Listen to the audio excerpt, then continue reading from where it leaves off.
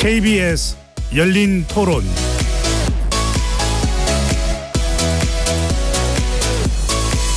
안녕하십니까. KBS 열린 토론 배종찬입니다. 이번 주부터 열린 토론 진행자로 여러분을 만나고 있습니다.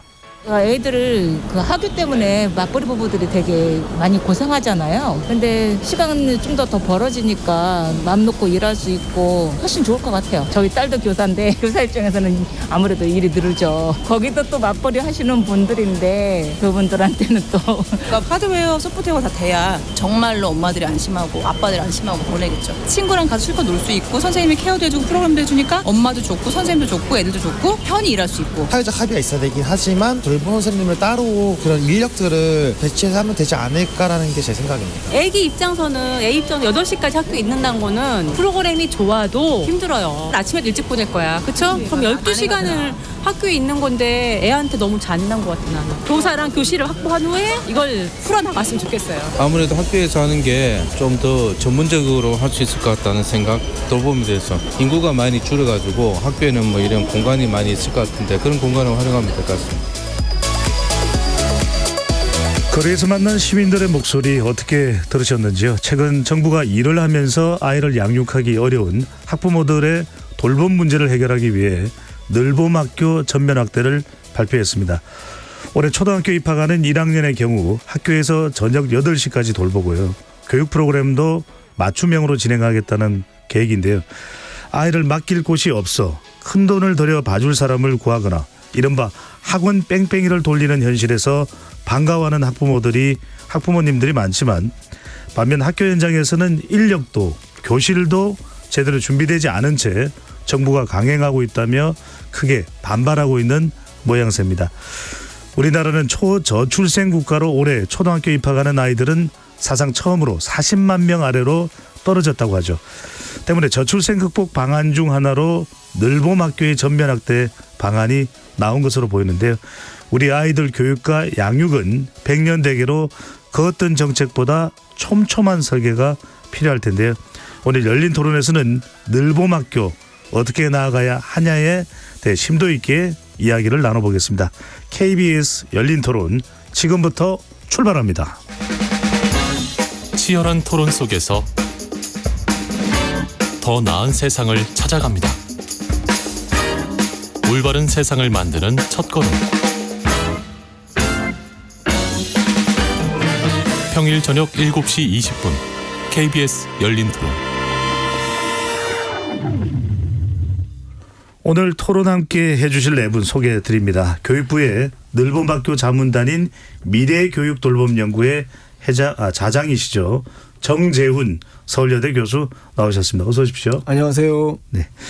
미래교육돌봄연구회 소속이시기도 하시고요. 노무현 정부 시절부터 방과후 학교 정책 참여에 또 해주신 한국방과후학교 학회장이신 양애경 한서대 교수님 나오셨습니다. 어서 오십시오. 네, 안녕하세요. 네, 반갑습니다.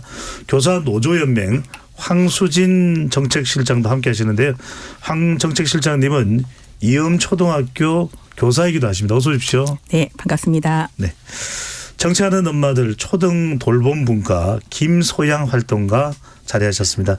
김소양 활동가는 세 자녀의 엄마이기도 하시네요. 네, 도연이, 아연이, 이연이 세 아이를 둔 엄마이기도 합니다. 네. 반갑습니다. 반갑습니다. 현돌림자네요. 네, 맞습니다. 네. 자, 네 분 어서 오시고요. 열린 토론은 시민분들과 함께하고 있습니다. 문자로 참여하실 분은 샵 9730으로 의견 남겨주시고요.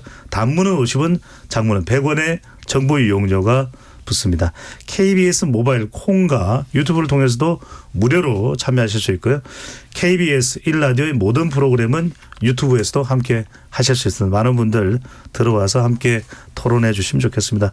여러분들의 많은 관심과 참여 부탁드립니다. 자, 자유롭게 좀 오늘 정말 중요한 주제이기 때문에 직격 또 직설 토론을 해 주시면 좋을 것 같은데 정재 교수님 일단 이 늘봄 학교 관련해서 프로그램 관련해서 제일 궁금한 게 뭐 우리가 이제 돌봄 아이들을 돌본다는 이야기를 많이 하는데 그냥 돌봄이라는 말로 통일해서도 쉬웠을 것 같은데 늘봄이라는 게 뭐 어떤 의미를 담고 있는 겁니까? 뭐 혹자는 늘 돌본다라는 의미를 보시는데 이건 네. 초등학교 교육 차원이니까 이제 돌본다기보다는 이제 교육과 돌봄의 융합이라는 관점에서 볼 필요가 있을 것 같고 늘 봄처럼 따뜻한 학교 뭐 이제 이런 의미에서 나왔다는 이야기는 제가 들은 것 같습니다. 네. 근데 이제 이 늘봄학교가 결국은 그 서울역 같은 게 전일제 학교 해가지고 예. 오후까지 아이들이 있는 이제 그런 형태인데 물론 선택이죠. 의무는 아니고. 근데 이제 이런 것들이 왜 필요하느냐.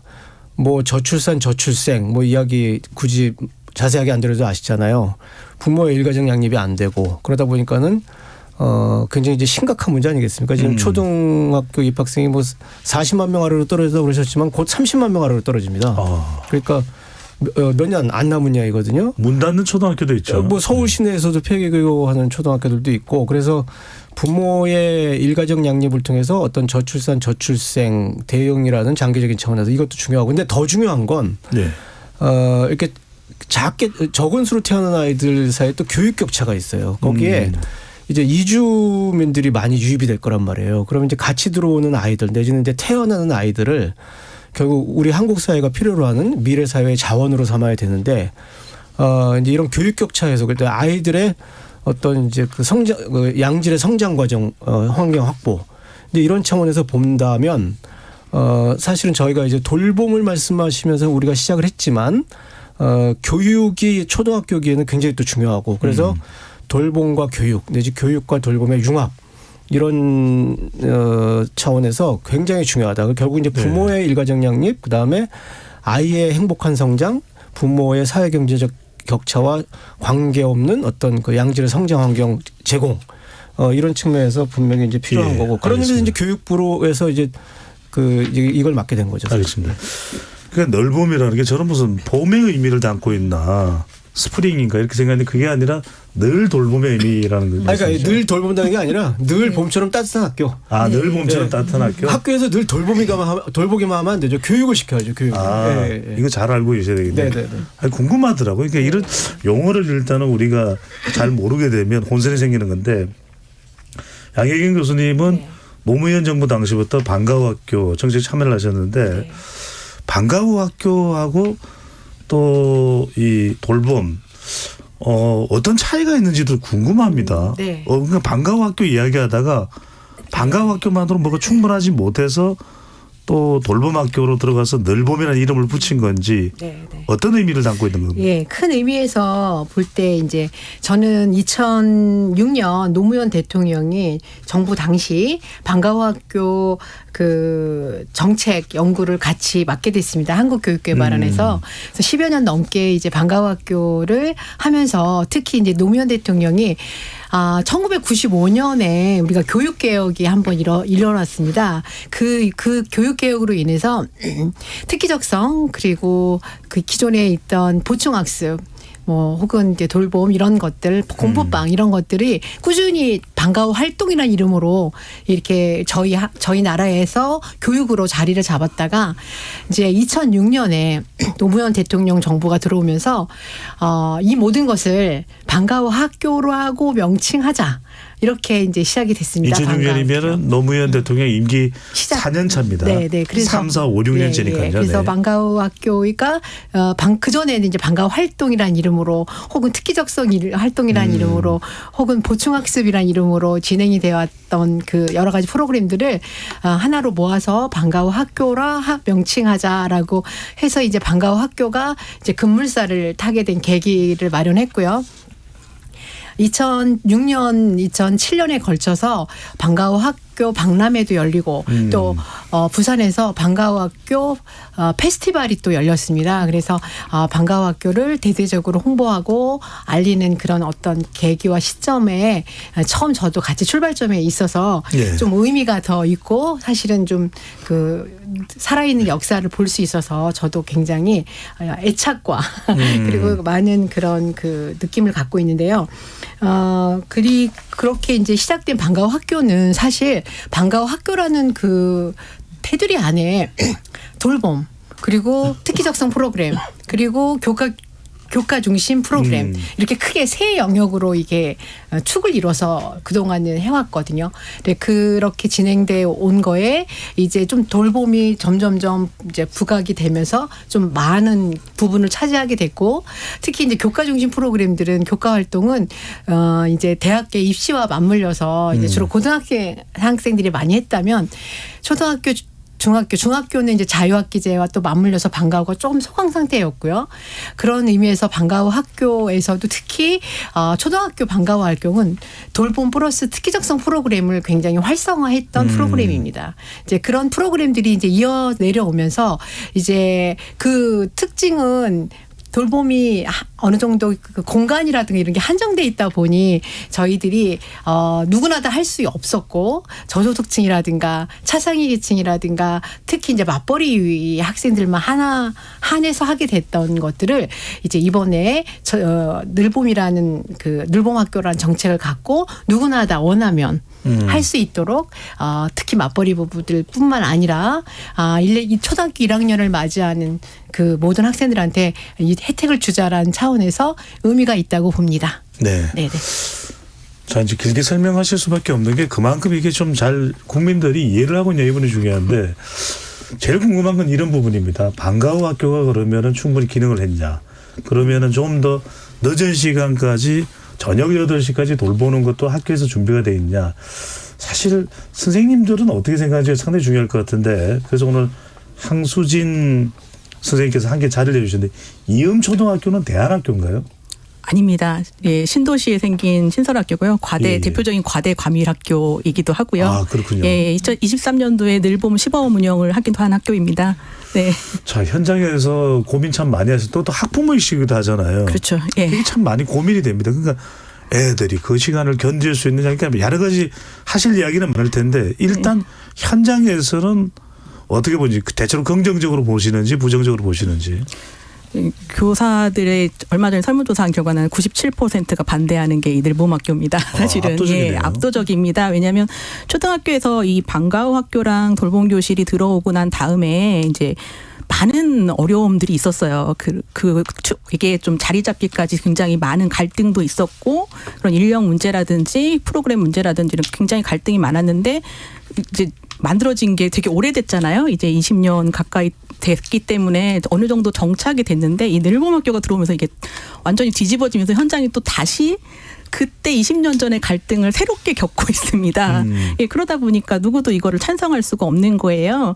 그러니까 기존에 하던 것도 완전히 자리 잡지 못하고, 또 아까 뭐 방과후 학교가 얼마나 잘 제대로 됐냐. 저는 저희 아이 방과후 학교를 제대로 보내본 적이 없습니다. 큰애 때는 소규모 학교에서 다니면서 방과후 학교를 신청했더니 폐강이 되는 거예요. 애들이 없으니까 수익이 맞지 않아서 업체나 강사가 안 들어와요. 그다음에 둘째 때는 이제 과대 과밀 학교로 이제 전학을 왔더니 1초 만에 10초 만에 마감이 돼 버립니다. 그러니까 간신히 신청했어도 2달 하고 그다음에 이어서 할 수가 없는 거예요. 대기자들도 너무 많고, 그런 불평등이 지금 아직도 존재를 하고 있고요. 그렇다면 이게 학교별로 맞춤형이 돼야지 학생한테도 맞춤형이 될 텐데, 그게 일단 안 되고 있다는 거, 그런 현실이 지금 우려가 되고, 또 하나는 어느 데는 이제 강사가 못 구해요. 지방의 벽지 지역에서는 강사를 못 구해요. 근데 과대과밀 학교에서는 교실이 없어요. 해주고 싶어도 해줄 공간이 없거나 해주고 싶어도 해줄 사람이 없거나, 이렇게 학교별로 천차만별인데 그거에 대한 대책이라든지 실제로 교육부나 교육청에서는 어떠한 사전 조사도 없었습니다. 그런데 뭐부터 받았냐? 학부모 수요 조사부터 했어요. 그러니까 애들부터 먼저 다 우겨놓고 어쨌든 알아서 학교에다 해라 하는 이런 정책이 과연 이게 주먹구구식으로 운영되는 것밖에 안 되니까 반대할 수밖에 없죠. 그리고 앞서 말했듯이 이게 늘봄학교는요, 방과후 학교랑 돌봄교실만 있는 게 아닙니다. 아침 돌봄이 중간에 춘태 돌봄, 초일 프로그램이라고 해서 그냥 2시간씩 애들 바우처 주듯이 학교에서 2시간씩 쓰고 싶으면 쓰고 다음날 안 하고 싶으면 안 하는 이런 프로그램, 또 하루짜리 프로그램, 일주일짜리 프로그램도 내려와요. 그러면 이제 하루짜리 프로그램, 일주일짜리 프로그램은 정확한 인력이 있는 게 아니기 때문에 교사들이 결국은 감당을 했거든요. 예. 공문량이 작년 한 해 동안 5배 이상 증가를 했다고 얘기를 해요. 담당 업무를 하셨던 분이. 그러니까 업무가 5배가 늘어난 거예요. 근데 그거를 이제 해결해 주지 않은 상태에서 전국에 확대 시행을 한다. 당연히 반대하죠. 문제가 있다는 건 확인하게 됩니다. 지금 방금 전에 이제 황수진 교사께서 말씀하신 설문이 정교조가 지난 25일부터 28일까지 지난달이 되겠네요. 전국 5,877명 교사를 대상으로 긴급 설문을 진행한 결과 학교 늘봄 지원실 설치 계획에 대해서 교사 97.1%가 반대했다고 밝혔는데 지난주 조사입니다. 지난주 조사인데 자 일단 내실을 말씀하셨고 이게 전국적으로 이게 말 그대로 초등학교에 다 될 수가 있느냐 학교마다의 균형은 또 어떻게 할 거냐 또 학생들 간의 균형도 중요할 테고 학부모들도 다 환경이 다를 수밖에 없을 텐데 자 그러면 정치하는 엄마들 김서영 활동가는 세 자녀를 또 양육하고 있습니다. 자 초등학교 1학년이 유치원보다 더 일찍 끝나는 경우가 많아요. 저도 잘 알아요. 네, 너무 일찍 와요. 네, 돌아서면 보내자마자 돌아오는 것 같은. 네. 자, 이 부모 입장에서 보실 때 이 돌봄 프로그램 어떤데 가장 일단은 좀 초점을 두고 있고 이 앞으로 이게 아이들을 이제 이 늘봄 학교 프로그램에 이제 운영 참여를 하게 되는데 어떤 쪽에 가장 그 관심 있게 보고 계시는 부분은 어떤 부분입니까? 저는 아이들이 학교에 남아서 돌봄을 받을 때 그러니까 늘봄 학교를 가든 돌봄 교실을 가든 방과후를 가든 환영받았으면 좋겠어요. 내가 갈 데가 없어서 우리 엄마 아빠는 늦게 오는데 학원에 가든지 어디 밖에 가야 되는데 나는 누군가 이제 환영받지 못하고 여기에 휩쓸려 갔다가 그 공간에서 여기 앉아 있으라고 하니까 그 공간에 꼭 매여 있어야 하고 이렇지 않고 교육을 받든 정말 급식을 먹든 간식을 먹든 우리 아이들이 환영받는 것이 가장 중요한데 과연 우리 아이들이 그렇게 대우받고 있는가? 이런 생각이 들었고요. 늘봄 학교도 정말 아이들을 늘 봄처럼 따뜻한 아까 교수님 말씀해 주셨잖아요. 그래서 학교가 사실 그런 공간으로 아이들에게 존재할 수 있는가 이런 고민이 되었고 거기에는 선생님들의 과중한 업무는 저는 안 했으면 좋겠어요. 선생님도 억지로 정말 남아서 누구도 할 사람이 없어서 그러면 그 시간에 아이들을 돌보는 것이 과연 행복할까요? 네. 그 선생님들의 그 감정과 이런 것들을 고스란히 우리 아이들이 다 느끼지 않을까요? 네. 이 체계를 저는 이게 교육과 보육은 가장 기본이라고 생각해요. 우리 아이들을 애정 있게 사랑받고 존중받는 존재로 잘 성장시켜야지만 이 아이들이 어디 사회에 나가서도 그런 자세로 사회에서 자기가 기여하는 사람으로 성장하지 않겠습니까? 네. 그런데 나는 태어나서 학교에 왔는데 누구도 돌봐주지도 못하고 부모님은 열심히 산다고 사는데 늘 늦게 오시고 나는 어떻게 존중받는 사람인가? 난 이렇게 살아가는 게 맞나? 막 이런 고민이 들 것 같은 거예요. 그래서 그게 우리 아이들에게 제일 미안했어요. 저희 정치하는 엄마들이 가장 이제 저희가 창립되고 시작한 것 중에 가장 중요한 이유가 이 일가정 낭립과 노동 시간을 줄여야 된다는 부분들이었는데 결국에는 이 부분을 부모들 더 열심히 일하라고 8시, 10시까지 봐주시려는 겁니까? 맞아요. 네, 무엇이 먼저인가라는 생각을 좀 해봤으면 좋겠다는 생각이 알겠습니다. 들었습니다. 네, 맞습니다. 그럼 일 안 하시고 네, 저 애기 보고 싶은데 애를 계속 보실 거는 아니잖아요, 사실. 그러니까 이제 이 현실을 만들어야죠. 네. 네. 그래서 이제 늘봄 학교는 간단하게 생각하면 이제 지금 기존의 초등 돌봄 교실 더하기 방과후 학교. 이게 융합 이게 헤쳐모여야 한다고 생각하시면 돼요. 그러니까 돌봄 플러스 방과후 교육 과정. 그런데 지금까지 초등 돌봄 교실이 가졌던 한계, 들어가기 어려운 거, 그다음에 방과후 과정이 가지고 있었던 어떤 프로그램의 한계, 질적인 문제라든지 그래서 이제 이런 것들을 헤쳐모여 하면서 한국적인 상황에서 아침에도 돌봐줘야 되는 상황이 생기고 뭐 틈새 돌봄도 있다 보니까는 이런 것들이 들어왔는데 황수진 선생님께서 말씀하신 대로 그 2023년 그 시범 사업 과정에서 시행착오들이 꽤 있었습니다. 작년에요. 예. 교사들의 업무 부담이 늘어난다든지 그래서 이제 그런 과정을 거치면서 기존 교사들의 업무 부담을 완전히 없애거나 줄여주는 방향으로 지금 이제 기획을 했고 그게 이제 2024년에 일종의 또 시범 사업으로 이제 확대가 될 테고 그리고 그 교사들은 사실 많이 반대하세요. 근데 이제 딱 반대의 설문조사 결과가 이제 학부모들에게 있는 거 아니겠습니까? 그러니까 이게 사실 뭐 어쨌든 시대적 흐름이다. 그런데 저희가 지금까지 교사들이 가지고 있었던 교육부나 교육청에 대한 어떤 그 이제 계속 그 신뢰할 수 없었던 어떤 여러 가지 상황들.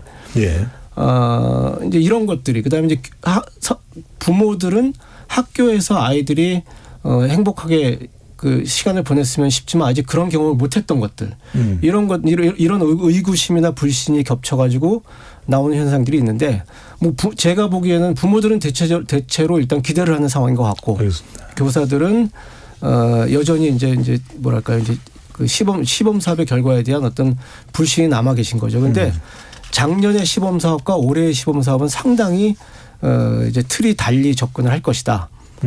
교사들의 부담을 이제 없애주는 차원에서 뭐 그 정도는 말씀드릴 수 있을 것 같아요. 작년에는 뭐가 문제점인지를 많이 확인할 수밖에 없었다는 말씀이신 거죠? 작년에 좀 사실 급하게 시작했죠. 시범 사업을. 그래서 작년에 굉장히 많은 문제점들 특히 선생님들의 부담을 중심으로 해서 확인을 했고 네. 그런 것들을 좀 교육부에서 시정하는 방향으로 하나 좀 짚어보겠습니다. 교수님부터 먼저 출발을 해서 정재 교수님께 그러면 일단은 늘봄입니다. 돌봄이나 방과학교가 아니라 자, 늘봄이 되면은 시간이 이제 늘어났는데 이게 어느 정도로 실제 학교 현장에서는 늘어나게 되는 겁니까?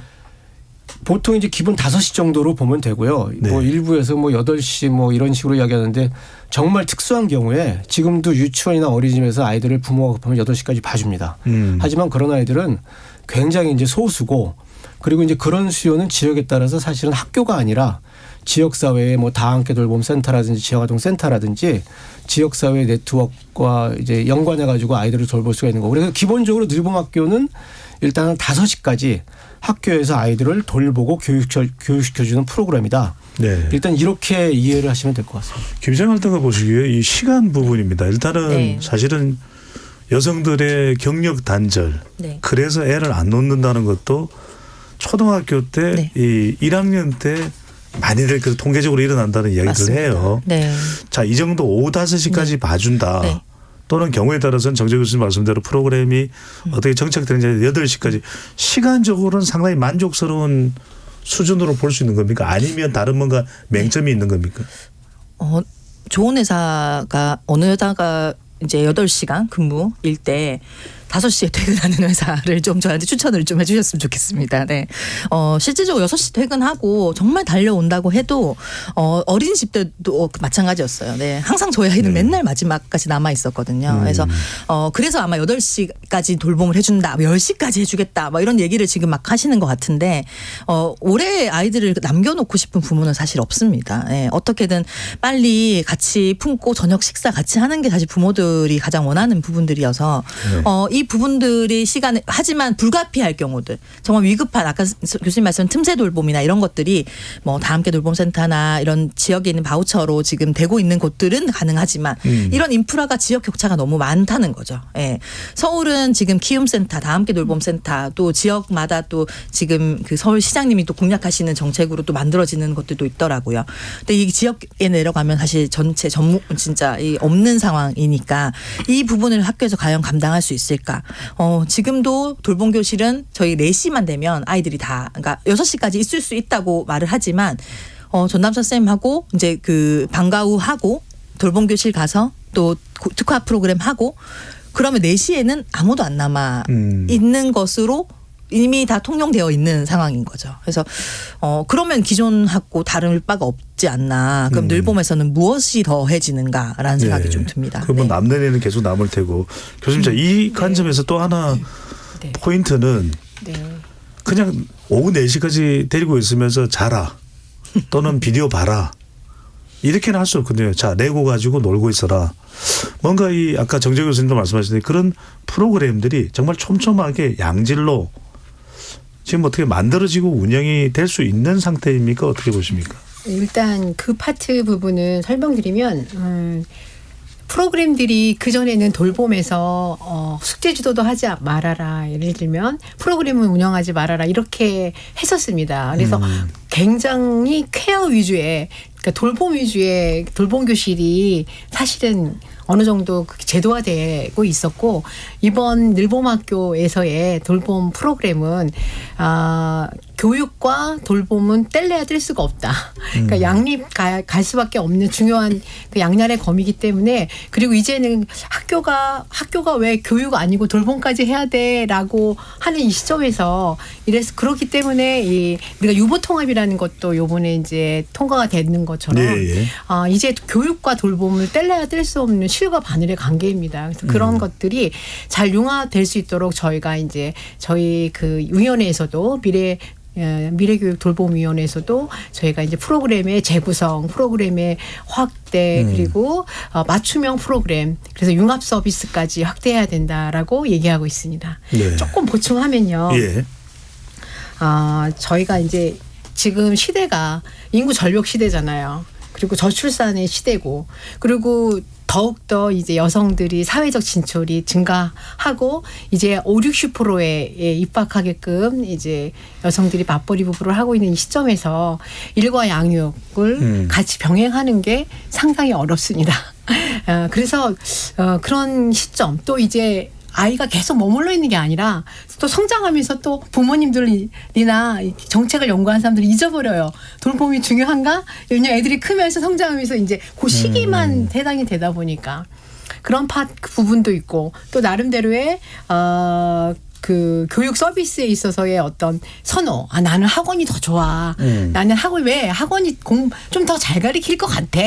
사실 그렇지만도 않은데 그런 선입견 때문에 사실은 그동안의 돌봄이 약간 낙인 효과가 컸었습니다. 근데 이제 전국적으로 확산되는 이 시점에서 이제 우리가 이게 필요해 안 필요해를 논하는 게 아니라 늘봄학교를 어떻게 잘 만들어야 되는데 그거를 그걸 왜 학교가 해? 아니죠. 학교, 지자체 이런 말이 있습니다. 아프리카 속담에 한 아이를 잘 키우기 위해서는 온 마을이 함께 해야 된다는 것처럼 이제는 지자체, 교육청 그리고 뭐 민간기관 그리고 학부모 운영위원회 다 같이 힘을 합해서 어떻게 하면 우리 아이들이 행복할까 그리고 우리 아이들이 재미있게 학교 갔다 올 수 있을까? 이제 그런 돌봄학교, 늘봄학교를 잘 만드는 연구가 이제 고민돼야 될 부분일 것 같습니다. 알겠습니다. 공통적인 고민일 겁니다. 그래서 어떻게든 학교에서 너무 잘 돌봐주고 모든 가정이 그렇지는 않을 테니까 어떤 가정은 경제적 환경에 따라서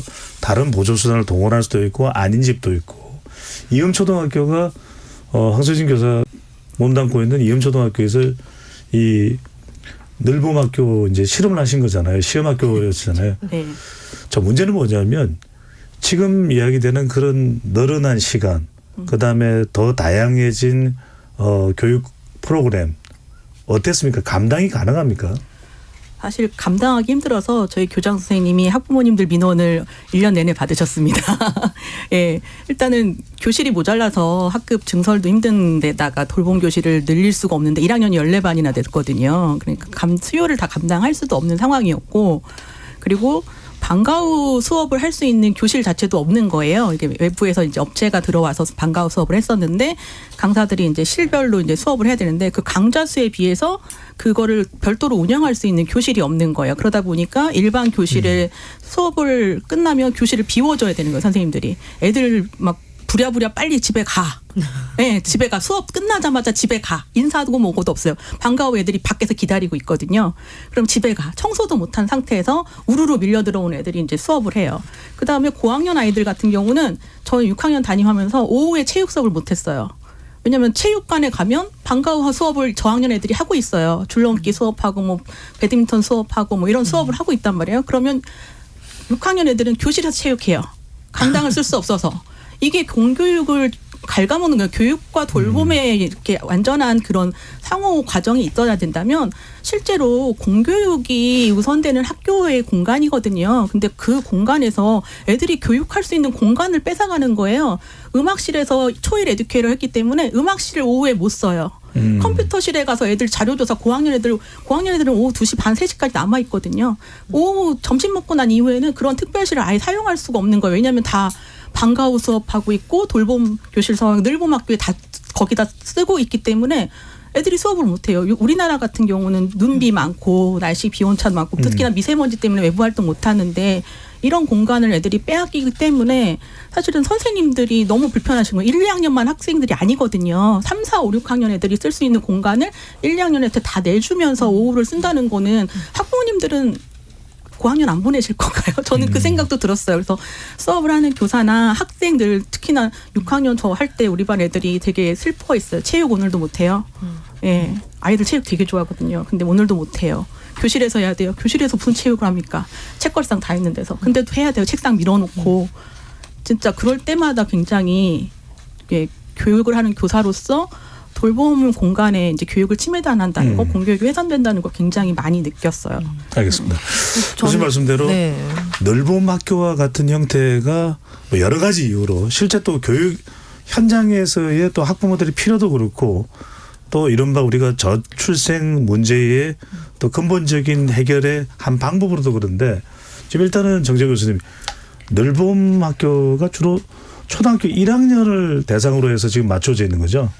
뭐 전반적으로는 6학년까지가 목표지만 단계로 보면 이제 1학년부터 확대, 2학년으로 이제 2학년, 3학년 계속 점진적인 단계의 확대를 이야기하는 건데 방금 전에 이제 뭔가 말씀을 하시려고 저한테 신호를 주셨는데 그 말씀도 하시고 사실 1학년 애들을 제대로 관리하는 건 정말 어려운 일입니다. 부모도 감당을 못 하는데 하루 동안 내내 지친 초등학교 교사 선생님이 이렇게 관리를 한다. 이건 사실 근본적으로 해결해야 될 문제인데 말씀하시려고 하던 부분과 이 문제를 어떻게 해야 될까요? 그 부분은 조금 다른 이야기인데 초등학교 담임 선생님이 오후에도 돌보시는 게 아니라 돌봄 전담사가 따로 있습니다. 따로 있습니다. 근데 이제 교사들이 이렇게 이야기하는 거는 전반적인 책임을 지는 부담을 말씀하시는 거고. 근데 이제 그렇습니다. 지금 말씀하신 이런 내용들이 틀리질 않습니다. 그 지역에서는 맞는 이야기인데 전국적인 상황을 보면은 또 공간이 남아도는 학교도 굉장히 많습니다. 더더군다나 저출생 때문에 공간은 더욱더 남아돌 테고. 주로 지방의 경우에요. 뭐 서울에서도 그럴 수 있죠. 서울의 뭐 도심에 있는 학교들도 그렇고. 그러니까 이게 저희가 좀 전체적인 균형을 보면서 또 이제 지금 당장 공간 문제가 있는 학교들은 또 학교 간의 연결을 통해서 해결한다든지 늘봄 거점 학교라든지 여러 이제 다른 방식의 접근들 대신 다양한 방식의 접근이 필요하고 지난번 2023년까지 시범 사업하면서 선생님들이 너무 힘들으셨던 게 교육청에서 사업을 딱 만들어서 학교에 던지면은 선생님들이 그걸 다 조직을 하셨어야 됐습니다. 그러니까 교사들이 가르치는데 행정 업무도 다 하셔야 됐던 거죠. 그게 굉장히 어려웠던 점이고 그래서 이제 2024년부터 인력도 그렇게 보충을 하고 늘봄 지원실이라는 걸 학교에 따로 만들고 그래서 교사들에게는 조금 뭐 그렇게 표현하면 일도 부담이 늘봄 때문에 가지는 않도록 하겠다. 이건 이제 그 학교에 따라서는 교감 선생님이 늘봄 지원 실장을 하는 경우도 있겠지만 조그만 학교 같은 경우에는 늘봄 지원 실장이 따로 있어서 거기에 늘봄 지원실에 일하는 선생님들도 다 따로 행정 인력도 다 따로 심지어 공무원들도 다 따로 그렇게 해서 선생님들께서 지난 1년 동안 경험하셨던 그런 이제 업무 부담 이제 이런 것들을 없애야 된다. 그리고 이제 실제로 없애는 대책들이 아마 실행이 될 겁니다. 실행이 될 거고 그리고 이 학교마다 다른 어떤 공간의 문제 이런 것들은 저희가 좀 균형 잡힌 시각에서 좀 이렇게 바라볼 필요가 있을 것 같고 그리고 이 언뜻 말씀하셨는데 이제 더 이상 세계적인 추세도 그렇고 교육이 따르고 돌봄이 따른 것 같지 않습니다. 더더군다나 초등학교 저학년 차원에서는 그래서 돌봄의 공간, 교육의 공간에서 돌봄을 한다라고 말씀하셨지만 사실은 선생님도 그걸 의도하셨던 것 같지는 않을 거예요. 그러니까 이게 공간에 문제가 있다 보니까 아이들끼리 서로 뭐 그게 교육이 됐든 돌봄이 됐든 부딪히는 측면들이 있고 그래서 이런 공간의 문제를 학교 상황에 따라서 이제 해결하면서 가야 되는 과제가 있는 학교도 있고 뭐 아닌 학교도 있고 뭐 이제 이런 상황은 저희가 좀 이제 뭐랄까요 균형 잡힌 시각으로 좀 바라볼 필요가 있을 것 같습니다. 교수님 정 교수님도 말씀하셨는데 결국 사람의 문제입니다. 이런 프로그램이 있고 또 의지가 있다 하더라도 100여 추가 이 돌봄 인력이 투입이 돼야 되는 뭐 기간제 교사가 됐다. 이것 자체가 전국적으로 실시되는데 준비가 되어 있는 상태라고 볼 수 있습니까? 아니면 어떤 준비가 필요할까요? 저희가 항상 돌봄 교실의 운영을 학교에 국한돼서 생각하고 그동안 또 사실 그래 왔기 때문에 그런 부분들이 많이 있는데, 그래서 일가견에서 한 또 측면에서는 지자체가 가야 된다 돌봄을 이제 그런 그 분위기도 있습니다. 근데 사실은 이제는 이 운영 주체를, 그러니까 방과후 학교, 돌봄교실, 일범학교 운영 주체를 이제 다각화할 필요가 있습니다. 그러니까 학교에서만 해야 된다, 교육청에서만 해야 된다, 지자체에서만 해야 되는 게 아니라 우리가 좀 전에도 논의되었던 것이 이제 이 돌봄교실, 일범학교는 확대할 수밖에 없는 그런 시점에 우리가 이제 다다랐기 때문에 이걸 어떻게 만들어 갈 것이냐, 어떻게 잘 만들어 갈 것이냐가 우리의 숙제이고 우리의 과제이거든요. 그래서 이제 저희가 제안하고 싶은 부분은 예를 들면 방과학교, 돌봄 이런 일범학교의 운영 주체를 지자체에도 들어오게 하고, 지자체에서도 들어오게 하고, 그리고 민간 기업 또 뭐 지금 우리 보건복지부에서 하는 뭐 다함께 돌봄 센터도 지금 많이 하고 있지만 또 청소년 아카데미에서도 해요, 여성가족부에. 그래서 운영 주체를 지자체, 교육청, 그리고 또 학부모 운영회, 그리고 민간 기업까지 확대해서 그런 인력들을 뽑고, 그리고 이제 제가 스웨덴이나 핀란드의 혹은 선진 국가들의 학교를 돌아본 적이 있는데요.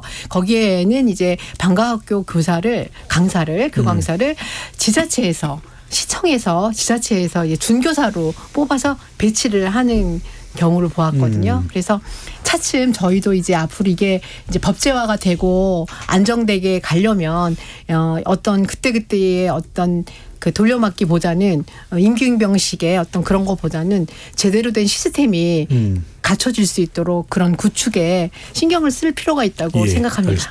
양혜경 교수님 말씀 들으면 참 우리가 아이디어도 우리 정재 교수님이나 양혜경 교수님은 또 연구하시는 분들이니까 좋은 아이디어가 있습니다. 또 현장에서는 우리 또 황수진 선생님의 현장에서의 문제점도 파악이 됐습니다. 자, 이게 충돌 없이 시너지 효과를 내면서 가는 게 사실 우리한테 제일 중요한 건데, 그런 면에서 김소환 활동가가 보시기에 학교라는 공간의 문제. 그러니까 난 많은 학부모들이 그런 이야기를 하잖아요. 아유, 우리 애를 그 학교에서 그렇게 오랫동안 어떻게 춥고 또 더울 수도 있는데 어떻게 또는 누가 추가적으로 학교 선생님 외에 담당하냐, 믿을 수 있겠어, 어떤 분이야, 우리 애만 좀 이렇게 팽당하는 거 아니야. 그런 점에서 어떤 점이 좀 충분히 고려돼야 될까요? 우선은 인력 부분을 정말 많이 고려를 해야 되는 부분인 것 같고요. 그리고 책임 소재가 사실 좀 분명해야 된다고 생각해요. 말씀하신 진짜 온 마을에 같이 키워야 된다는 것들 너무 필요했는데, 여태까지 지자체와 교육부가 계속 핑퐁 게임 하지 않았습니까? 네, 계속 서로 안 돌보겠다고, 이 아이들 돌보는 거 안 하겠다고. 저는 이 부분이 앞으로도 과연 가능한가? 여태까지도 그렇게 안 돌보겠다고 했는데라는 생각이 들어서 이런 부분들을 정말 좀 강력한 드라이브가 좀 필요하겠다는 생각이 들고요. 이제 아이들, 아까 교수님 이제 몇 명 떨어진다고요? 네, 이제 학교 없어지고 아이들 없어지고 진짜 다 없어지고 난 다음에 뭐 다른 정책을 필 건가요? 그리고 여태까지 저출생 정책에 뭐 100조가 들어갔다는 이런 얘기를 할 때 아닙니다. 예산이 사실 들어가야 되는 곳에 들어가야 되는데, 저희도 돌봄 전담사 선생님께서 남으셔도 또 어느 날 전화를 하시는데 저희 아이 담임 선생님이 저는 통화하세요. 오늘 전담사 선생님 연차셔가지고요. 선생님들이 그 역할을 하고 계시는 거예요. 그래서 그러시면서 또 돌봄 전담사 선생님이 아동대 비율이 너무 높으니까 저희 지역에는 과로사 하시는 사례도 있습니다. 네. 그러니까 이렇게 만들어 놓으니까, 그러니까 체계를 제대로 안 만들어 놓으니까 이게 시스템 굴러가질 않는 거죠. 저는 선생님 아까 말씀하셨던 저 체육관 못 쓴다는 거. 아니, 이거 예약하고 사실 시스템 만들어 놓고 공간들 활용해서 할 수 있는 부분이잖아요. 학교가 이렇게까지도 체계적이지 않았나? 이거를 과연 운영할 의지가 있나? 라는 생각이 들거든요. 그래서 이런 부분들이 해결이 안 됐는데 그 과오를 해결한다고 이제 2024년에 이렇게 또 급하게 하는 것인가? 라는 생각이 듭니다. 네. 좀 제발 교육지 되게 계속 말씀하시잖아요. 네. 근데 이거 돌봄도 안 되는데 교육 저 바라지도 않거든요. 보육 안 되면 교육이 무슨 소용이에요. 그런데 그걸 한 계단씩 좀 잘 체계적으로 좀 신뢰할 수 있게 만들어 주셔야 되는데 그런 부분들이 여전히 의구심이 듭니다. 알겠습니다. 누군가는 그런 이야기를 하더라고요. 우문이 한다. 우리의 문제는 현장에 답이 있다. 왜 한국에서는 꼭 정책 토론하면 공통적으로 나오는 이야기가 급하다. 너무 급하다. 빨리빨리 하다가 과당한다. 라는 이야기가 왜 나올까. 이제는 좀 우리가 더 여유 있고 체계 있게 가야 되는 거 아닌가라는 생각을 해봅니다. 자, 토론이 진행되는 동안 보내주신 청취자분들의 의견 들어보도록 하겠습니다. 정의진 문자캐스터. 네, 지금까지 청취자 여러분이 보내주신 문자들 소개합니다. 1609님, 언제까지 아이들 때문에 친정 근처로 이사가고 학원 스케줄 채우고 해야 할까요? 유치원 이후에는 아이를 어디에 어떻게 맡기느냐가 부모님들의 가장 큰 과제입니다. 4506님, 학교 안에서 돌봄 시간에 그냥 시간만 때우는 게 아니라 실질적인 교육까지 채워진다면 부모님들도 마음 놓고 아이를 맡길 수 있지 않을까요? 5525님, 일하는 엄마 입장에서 정말 기다렸던 토론이에요. 아이를 오래 길게 맡길 곳이 필요한 게 아닙니다. 아이를 직접 키울 안정된 휴직 기간이 필요한 겁니다. 맞벌이하면서 외동밖에 못 나와요. 결정적인 이유는 휴직 제도 때문입니다. 엄마가 제 손으로 아이를 키울 수 있는 정책, 엄마 입장의 정책을 만들어주세요.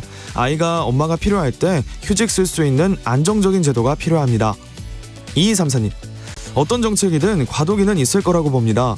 아이들이 가장 가깝고 친숙한 곳이 집 다음에 학교입니다. 학교에서 아이들이 머물 수 있다면 가장 안전하고 부모님들이 가장 맡길 수 있어야 하는 거 아닌가요? 8시까지 아이를 맡긴다는 건 그걸 원하는 학부모님, 그래야만 하는 상황에 있는 부모님들이 맡기는 겁니다. 그 시간까지 아이들을 맡겨야 하는 부모도 있는 거죠. 윤정란님, 과거에 워킹맘으로 일하러 다닐 때 애들 지역 아동센터에 6시까지 보내고 연장해줘서 7시까지 맡겼습니다.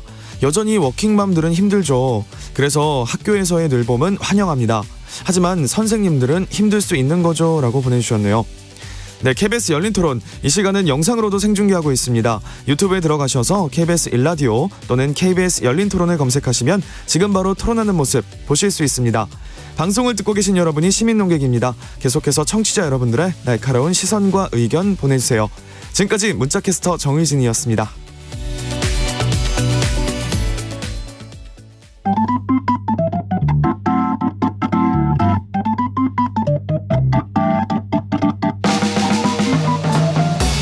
세상을 바꾸는 질문, 열린 토론이 시작합니다. KBS 열린 토론은 언제나 열려 있습니다. 단문 50원, 장문 100원의 유료 문자 샵 9730, 그리고 KBS 어플리케이션 콩으로 여러분의 의견을 남겨주세요. KBS 열린 토론 2부에서는 정치하는 엄마들 초등 돌봄 분과 김소향 활동가, 교사 노조연맹 황수진 정책실장, 양혜경 한서대 교수, 정재훈 서울여대 교수 네 분과 계속 함께하겠습니다. 저는 이번 주부터 열린 토론 진행을 맡은 배종찬입니다.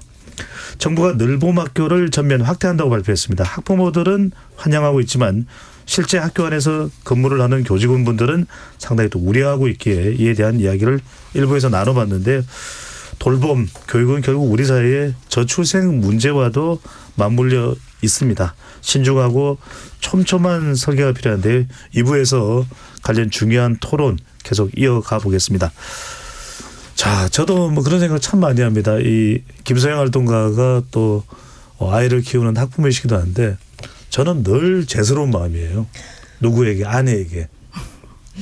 우리 정재훈 교수님 잘 아시겠지만 항상 우리 남편분들, 우리 방송 들으시는 분들 아내한테 무조건 잘해야 돼요. 여성에게 무조건 잘해야 됩니다. 그럴 수밖에 없는 것이 지금 대한민국이 정말 교육도 위기고 또 인구도 위기다. 인구절벽 이야기를 많이 하는데, 먼저 네 분께 차를 좀 여쭤보고 싶은 게, 그럼 늘봄학교 이걸 하면은 어떤 효과가 있을까? 늘봄학교를 이제 어떤 보완을 통해서 이제 해 나갈 수밖에 없어 보입니다. 그런 방향은 이제 잡혀 있는데, 자, 이른바 이제 늘봄학교 안 하면 학원 뺑뺑이 된다, 사교육이다, 이런 이야기가 나오고 있는데, 뭐 늘봄학교를 통해서 사교육비가 줄어들 수도 있을 거다. 정재 교수님, 이게 늘봄학교 또는 아이들의 돌봄의 문제였을까요? 아니면 우리 정말 입시에 모든 게 다 꽂혀 있는 우리나라 교육 입시 제도의 문제인 건가요? 입시도 제도까지 얘기하면 이제 대학 교육 이야기가 되고 이제 주제가 커지는데, 예. 이렇게 생각해 볼 수 있을 것 같습니다. 그러니까 뭐 5시까지 아이가 학교에 있다. 노동시장이 변화하지 않으면 부모들에겐 역시 턱이 없죠. 하지만 그러면 저희가 노동시장 개혁할 때까지 기다려야 되겠습니까? 일단 5시라도 확보해야 되겠죠. 그다음에 졸속으로 하신다고 말씀하셨는데 초등 돌봄 교실 시작한 지 20년 됐습니다. 방과후 학교 시작한 지 20년 됐습니다. 이 경험과 노하우가 축적이 되면서 그러면서 그게 또 한계를 보면서 이제 더 이상 이렇게 해서는 안 되겠구나. 그리고 또 저는 개인적으로 사실 늘봄학교 주제를 잡은 게 이제 저출산 저출생 그다음에 그 저소득층 내지 이주 배경 인구의 아이들이 경험하게 되는 학력 격차, 불평등한 성장 과정, 독일의 이런 모습들을 보면서 독일이 그런 모습들을 해결하기 위한 굉장히 중요한 대응 수단으로서 이제 전일제 학교를 도입하는 과정을 한 20년 정도 걸쳤는데 그거를 연구한 사람입니다. 그러니까 우리는 지금까지 그 초등 돌봄 교실과 방과후 학교라는 그 어떤 프로그램을 20년 동안 해보면서 네. 거둔 성과도 있고 한계도 있고 봤습니다. 그리고 이걸 토대로 해서 더 이상 안 되겠다. 이제는 정말 획기적인 변화를 해야 되겠다. 그래서 교육과 돌봄에 융합이 있어야 되겠다. 우리 처음에 돌봄으로 시작했지만 이게 너무나 자연스럽게 돌봄으로 이야기할 만큼 저희는 지금 아이들이 태어나서 초등학교 과정을 거칠 때 교육과 돌봄을 분리해서 사고하는 방식에 너무나 자연스럽게 젖어 있습니다. 근데 이제 이게 변해야 됩니다. 이게 변해야 글로벌 경쟁에서 한국이라는 대한민국이라는 국가가 또 살아남을 수 있는 거고 그렇게 본다면 지금 결코 준비 없이 시작하는 거 아니다. 우리는 20년간의 경험을 바탕으로 해서 이제 새로운 도약을 하는 것이다. 네. 그런데 새로운 변화를 하는 과정에서 이제 여러 가지 이제 저희가 이제 힘들어하는 과정들이 생깁니다. 시행착오도 있었고. 시행착오도 있고 여러 가지 생기는데 이런 것들을 우리가 어떻게 하면 머리를 맞대고 이제 해결해 나가느냐. 그래서 금년에 벌써 일어난 변화가 1년 그렇게 선생님들 호되게 경험하셨습니다. 교사 선생님들이 호되게 경험하셨는데 그러니까 이제 교육부에서 교사들은 여기서 일단 배제하겠다. 업무에서 배제하겠다. 부담 없애버리겠다. 이제 이렇게 또 이제 하나를 튼 거고. 뭐 이제 조금 있다가 또 돌봄 전담사 선생님들 이야기도 나올 겁니다. 여러 가지 이야기들이 나올 텐데 우리가 이런 이야기들을 잘 모아서 예. 갈등하면서 또 타협하면서 조정하면서 좀 나가야 될 필요가 있겠다. 예, 뭐 이제 하나의 어떤 지난 20여 년간의 흐름이 지금도 계속 이어지고 있다. 이렇게 볼 수 있을 것 같습니다. 더 완벽한 건 없는 거니까요. 네네네. 그렇죠? 안 할 수는 또 없는 것이고. 김소영 활동가 보시기에 이 늘봄학교가 전면화되면 사교육비 줄어들까요? 얼마나 줄어들까요? 저는 늘봄학교가 시행돼봐야 알 것 같습니다. 네, 그 아마 부모들이 선택하는 거죠. 사실 시장과도 경쟁해야 되는 부분이거든요. 네, 부모들은 아이들이 항상 성장하길 바라고 또 안전하고 행복한 공간에 있기를 바라니까 아마 부모들이 늘봄에 대해서 선택할 거고 아까 교수님 말씀하셨던 돌봄 교실이나 저희 방과후 교실 다 선택받고 있잖아요. 현재 지금 그렇게 되는 것이 저는 이 돌봄과 아이들의 교육은 부모들과 또 아이들의 생존권이거든요. 그래서 아주 정말 중요한 부분인데 이런 부분이 해결이 되지 않으니까요. 저는 사실 이 부분이 너무 목마른 사람이어서 정말 제가 우물 파는 심정으로 저희 마을에 있는 부모들과 함께 사회적 협동조합을 설립을 해서 지금 다 함께 돌봄센터를 운영하고 있어요. 네, 이게 마을이 없기 때문에 마을에 누구도 아이들을 같이 키우자는 사람들이 없는 거예요. 네, 그래서 그 마을이 먼저 필요했고 그렇게 해서 지금 시작해왔지만 사실 이 늘봄이 시작되면 과연 이 정책이 남아있을까라는 생각도 듭니다. 네, 학교의 기존 이런 인프라가 있는데 이게 어떤 같은 정책, 유사한 정책이 아니냐 이렇게 말씀하시는 것도 있고 저희는 지역아동센터와는 별개의 사실 사업인데 통합돌봄합니다. 그래서 결국에는 아이들을 낙인 효과를 주거나 그러니까 따로 정책을 할 것이 아니라 결국 함께 돌보는 것들이 늘봄 안에서도 이루어지면서 결국 아까 양 교수님 말씀해 주셨던 정말 마을이 만들어지고 그 마을 안에서의 교육이 함께 있어야지만 아이들이 성장하는데 그런 시도들이 과연 늘봄 안에 담겨 있나라는 것을 의구심이 듭니다. 정재현 교수님도 굉장히 중요한 말씀해 주셨고 김소영 활동가도 중요한 말씀 주셨는데 결국은 사교육비나 학원 뺑뺑이를 극복할 수 있으려면 이음학교에서는 이걸 이제 시험학교를 하셨지 않습니까?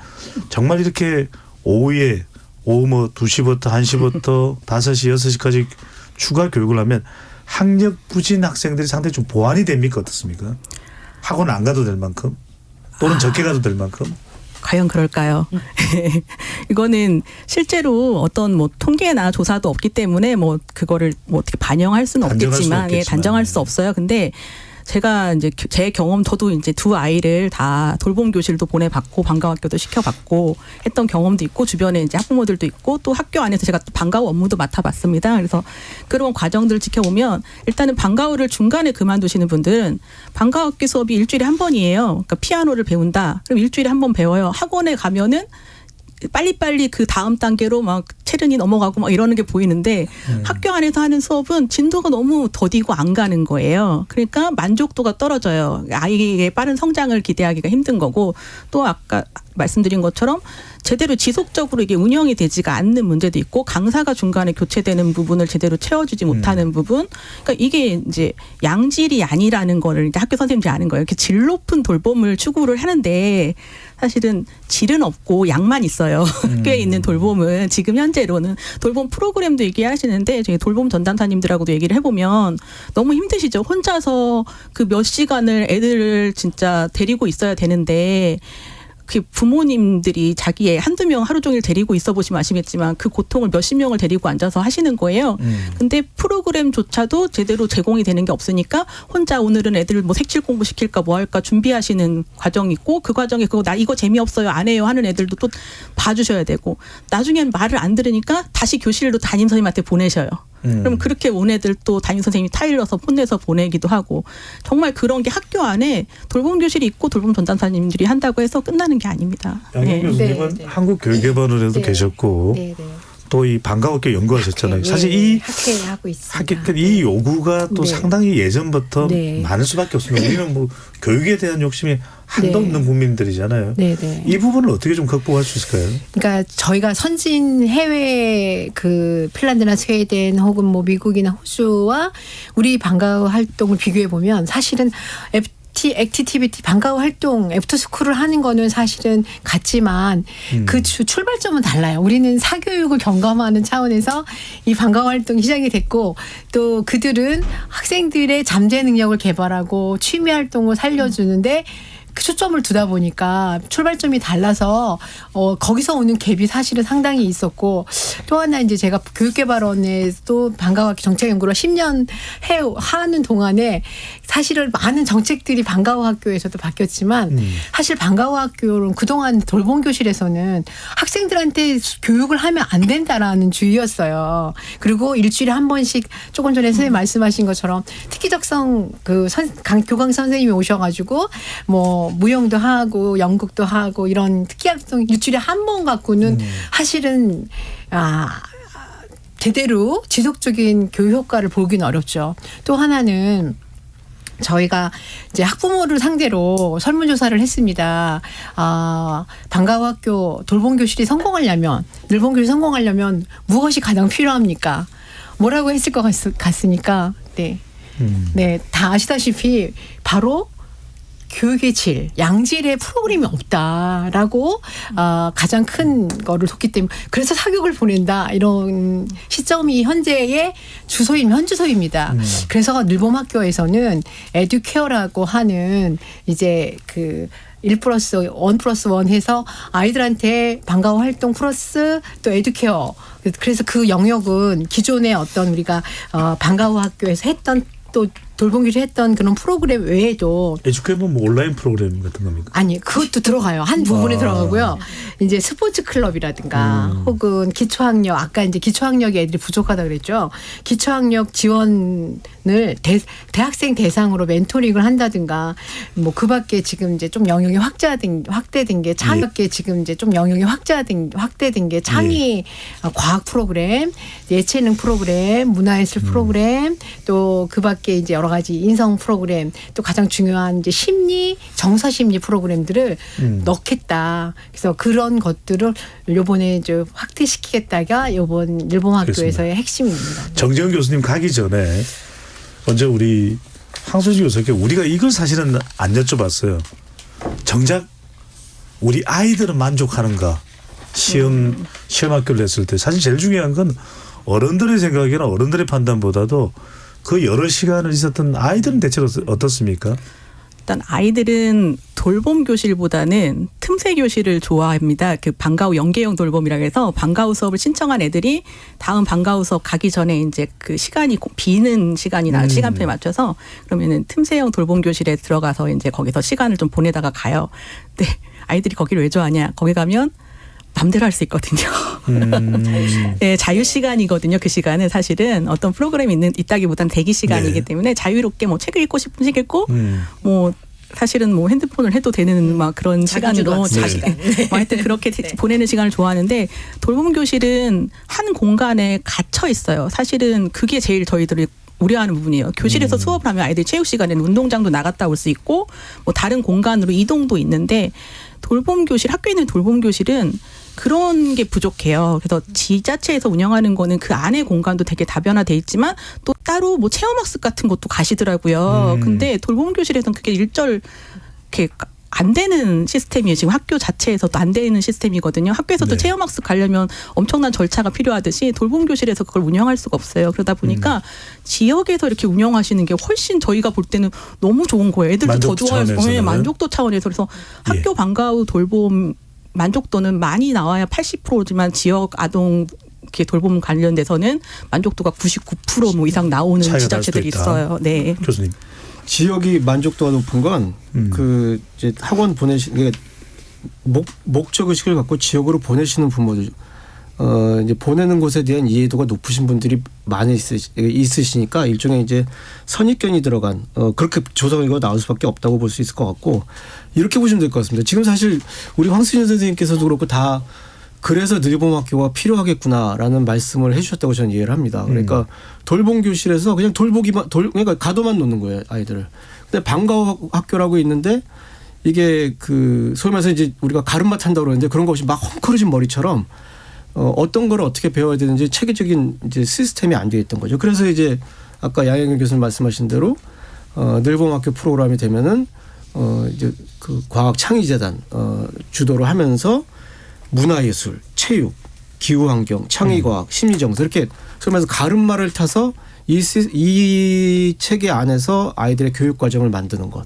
그 다음에 이제 돌봄 같은 경우에도 이제 거기 그 단순 돌봄이 아니라 거기에 또 교육의 어떤 그 요소들이 들어가고 그러니까 결과적으로 이 우리가 지금까지 이렇게 해왔던 것들이 이래서 성과가 있었고 이래서 한계가 있었구나. 지금 사실 이제 우리가 이런 이야기들을 하면서 결국은 이제 늘봄학교의 어떤 필요성을 좀 확인할 수 있지 않을까. 또 뭐 이렇게 볼 수도 있을 것 같아요. 필요하다는 건 분명한데 교수님 짧게만 하나 더 여쭤보겠습니다. 자, 그래도 일단 이걸 전면화하는 거는 정확하게 시점이 언제입니까? 지금 그 계획으로는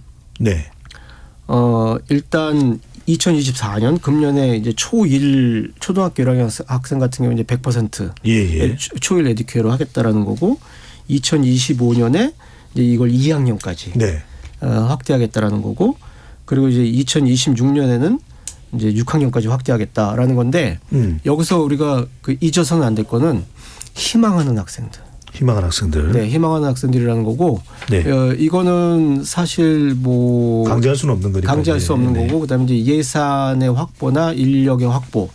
뭐 지금 저희 같은 사람들이 보기에는 예산의 확보보다도 이 많은 인력들을 어떻게 확보할 것인가. 그래서 바로 이 부분입니다. 뭔가 이런 걸 하는 것은 좋겠다라는 생각은 드는데 준비가 충분할까? 조금 더 시간을 가지면서 더 보완을 해야 되는 거 아닌가라는 생각을 할 수 있는데 교육부가 원래 계획했던 것보다 더 빠르게 도입을 발표한 것이다라는 이런 뭐 이야기도 들리네. 근데 이건 이제 저렇게 생각하시면 될 것 같아요. 한국의 10년은 서유럽 그 우리보다 앞서 나온 복지국가의 100년입니다. 그러니까 그 뭐 길게 말씀 못 드리겠는데 우리의 정책 문화라는 건 일단 틀을 잡아놓고 그 안에서 이렇게 일단 시작하면서 이렇게 맞춰가야지 이걸 방을 하나하나 다 만들어 놓은 다음에 담을 세우겠다. 이거는 굉장히 좀 힘들지 않을까라는 생각이 들어서 일단은 이제 시행착오를 겪으면서라도 좀 시작을 하는 게 좋지 않을까 이렇게 생각합니다. 네. 네, 저 보니까 부모님 제가 이번 올해 이제 초등학교 둘째가 입학을 해요. 예, 입학을 하면서 저희 시스템에 등록하면서 바로 수요조사를 하시더라고요. 그래서 예. 저도 수요조사 늘봄 이제 수요조사를 했거든요. 그래서 83.6%에 해당하는 부모님들이 늘봄학교 참여하겠다라고 했어요. 많습니다. 네, 그래서 정말 많이 필요하다 했는데 올해 예산 어떻게 반영하실 건가요? 과연 이게 수요조사를 지금 하고 올해 하반기부터 진행되는 거잖아요. 이 수요조사를 예측하고 준비를 하셨나 생각이 들기도 하였고, 그리고 저희 학교에 이제 공고가 어제 올라왔더라고요. 네, 일본 전담 기관 선생님을 채용한다는 채용 공고가 이렇게 올라오면서 뭐 퇴직하신 교사 선생님들도 할 수 있다, 뭐 이런 얘기들도 같이 저희가 공고를 보았는데 과연 이게 이렇게 짧은 기간에 보도자료 제가 분명히 지난주에 나온 거 봤고, 네, 이번 주에 채용 공고 올라오고, 이게 지금 과연 정말 뭐 소요로 100년 얘기하셨지만 이렇게까지 준비가 되어서 진행되는 것이 맞는가라는 생각이 들었거든요. 네. 이거 누가 답변을 좀 해주시겠습니까? 네, 전국적으로 이렇게 빠르게 확산되는 늘봄 교육 때문에 사실 현장에서 많은 우려의 목소리가 나오는 거는 사실 현실입니다. 예를 들면 뭐 안전 문제 가장 중요한, 아무리 교육과 보육을 잘해도 안전 문제가 확보되지 않으면 이제 안 되는 것처럼 안전 문제, 그리고 또 가장 큰 것 중에 하나가 바로 우리 학교와 교원의 업무 부담감, 그리고 또 말씀하신 여러 가지 프로그램의 다양성, 그리고 또 인력 문제, 또 여러 가지 그 운영 주체의 방식 어떻게 할 것이냐에 대한 많은 문제점들이 사실은 안고 있는데, 사실 우리 교육을 들여다보면 모든 게 완벽하게 해서 시작하긴 어렵습니다. 다만 우리가 조금 전에도 논의됐던 것처럼 논의됐던 것처럼 사회가 저출산 사회가 되고, 그리고 인구 절벽 시대가 됐기 때문에 이 돌봄과 늘봄이 필요하다. 그럼 어떻게 만들어 갈 것이냐. 우리 이렇게 만들어 가자. 그 필요한 거 있으면 말해줘라. 우리가 최대한 국가에서 지원하고 또 국가에서 예산 확보하고 마련하겠다라는 지금 단계를 좀 국민들이 공감대 형성이 좀 되어서 시각을 좀 넓게, 그리고 아까 이제 우리 정재현 교수님 말씀하신 것처럼 큰 그림을 우리가 좀 그려야 될 것 같습니다. 사실 저가 이제 지방대학에 저희가 한서대가 있는데 저희는 이 늘봄학교를 대학과 협의해서 같이 운영하고 있거든요. 그래서 이따가 잠깐 이제 시간이 좀 남으면 제가 사례를 잠깐 말씀드리는데, 그러니까 경우의 수가 되게 다양하다는 거죠. 그렇기 때문에 저희들이 지금은 조금 버겁고 힘든 것도 있지만 국민적인 공감대를 형성해서 우리가 그럼 어떻게 뭘 도와줘야 되지, 이런 것들이 정부 각처에서 함께 협력해서 지자체, 그리고 교육청, 그리고 학교, 그리고 모든 민간단체가 함께 할 수 있는 방안 모색이 필요하다고 생각합니다. 네. 말씀하시죠. 네. 제가 이제 학교 현장에서 늘봄 운영한 거에 대해서 말씀을 드리면, 정말 이렇게 학부모님들이 제일 원하는 건 돌봄 교실에 제대로 안정적으로 보내는 거 원하세요.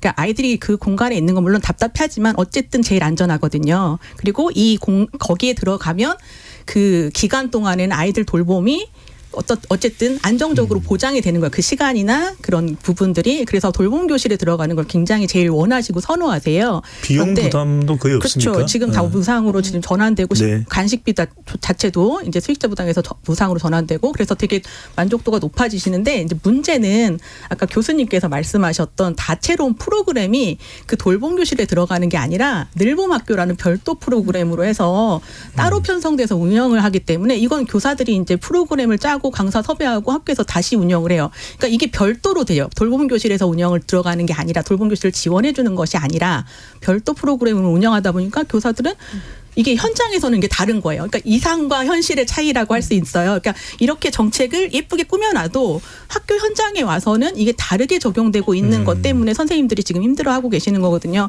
만약에 그렇게 설계를 했으면 제대로 실행할 수 있는 뭔가 체계를 맞춰줘야 되는데, 체계는 진짜 다르게 돌아간 거예요. 위에서는 이런 의도로 만들었다, 이런 의도로 했다라고 교수님 얘기하셨지만 학교에서는 전혀 엉뚱하게 지금 돌아가고 있거든요. 그러면서 교사들의 업무 부담이 늘어났고, 또 하나는 제가 아까 이제 독일 사례를 얘기하셔서, 독일에서는 전일제 학교가 몇 시까지 운영되나요? 4시입니다. 네, 저희 8시잖아요. 예. 독일에서 그게 가능했던 이유는 부모들이 일찍 퇴근할 수 있고 애들 픽업하러 칼퇴해도 전혀 그거에 대해서 뭐라고 하는 사회적 시설이 없거든요. 근데 우리는 이제 아이들 8시까지 학교에서 맡아준다 그러면 직장에서 애들 어차피 학교에서 8시까지 맡아주는데 더 일하시죠? 당연한 노동 문화가 생성되지 않을까라는 우려도 있어요. 사실은. 좀 그렇진 않아요. 선생님 잠깐만요. 제가 조금 정리를 하겠습니다. 제가 우리 열린 토론이 빨리 100분으로 늘어나야 되는데 아직까지 시간이 제한이 있기 때문에 열띤 토론 항상 끝날 때쯤 열 때요. 그래서 제가 9시까지 늘려야 된다 이런 생각을 하는데 네. 자 일단 마무리를 좀 해야 될 것 같습니다. 오늘 뭐 하시고 싶은 이야기 더 많으실 것 같은데 시간이 많지 않아서 이제 한 30초씩밖에 못 들을 것 같은데 과연 뭐 저출생 문제 해결이든 너무 원대한 또 목적이 아니더라도 과연 우리가 원하는 이 목적을 위해서 늘봄학교가 어떤 방향으로 가야 되는지 가장 핵심적인 내용만 짧게 한 말씀씩 우리 김소영 활동가부터 해주시면요. 네. 이 돌봄은 정말 생존의 문제입니다. 예, 돌봄하는 데는 시간과 돈도 필요하고요. 양육자 특히 엄마들의 휴직, 실직을 이게 간과하고 있으면 안 되는 문제이기 때문에 아주 중요한 문제라고 생각됩니다. 저는 저희 정치하는 엄마들은 2017년에 저희 둘째 딸과 함께 창립이 되었는데요. 네, 태어나고. 근데 저는 사실 그 이후로 이 엄마의 삶을 선택하면서 투사가 된 것 같아요. 예, 정말 상식 이하의 일들이 이 보육을 하면서 많이 이루어져 있고, 이 아이들 돌보는 일을 지자체와 교육부가 계속 자기 일 아니라고 핑퐁 게임 하는 현실 속에서 10년 동안 아이들을 키워왔다 생각이 들거든요.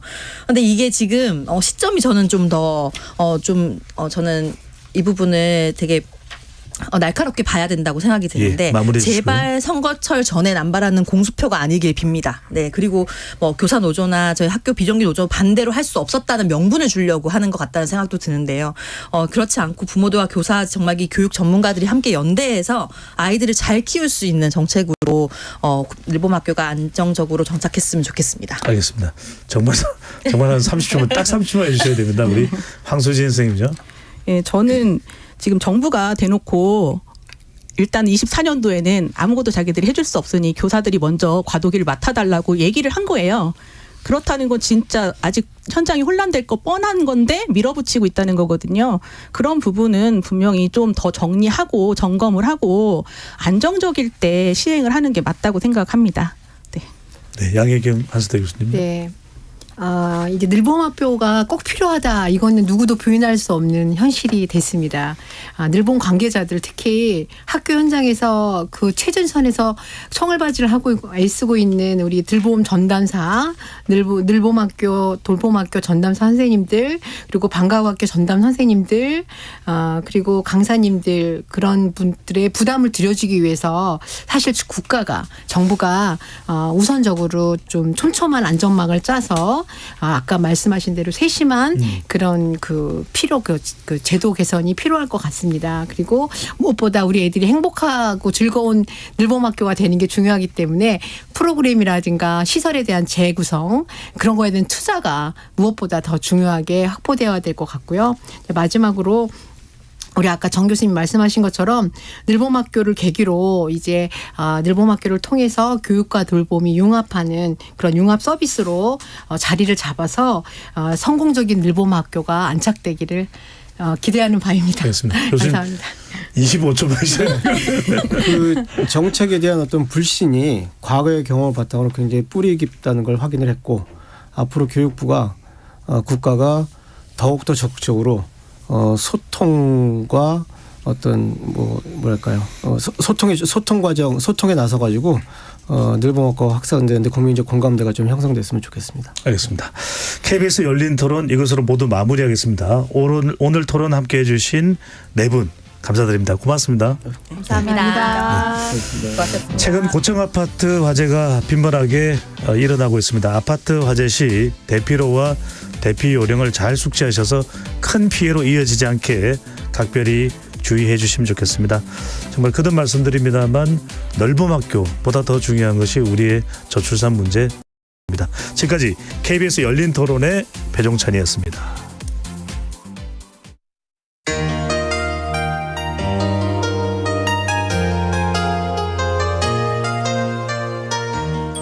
아픈 사람을 만나면 의사가 되고 위험에 빠진 사람을 만나면 구조대가 됩니다.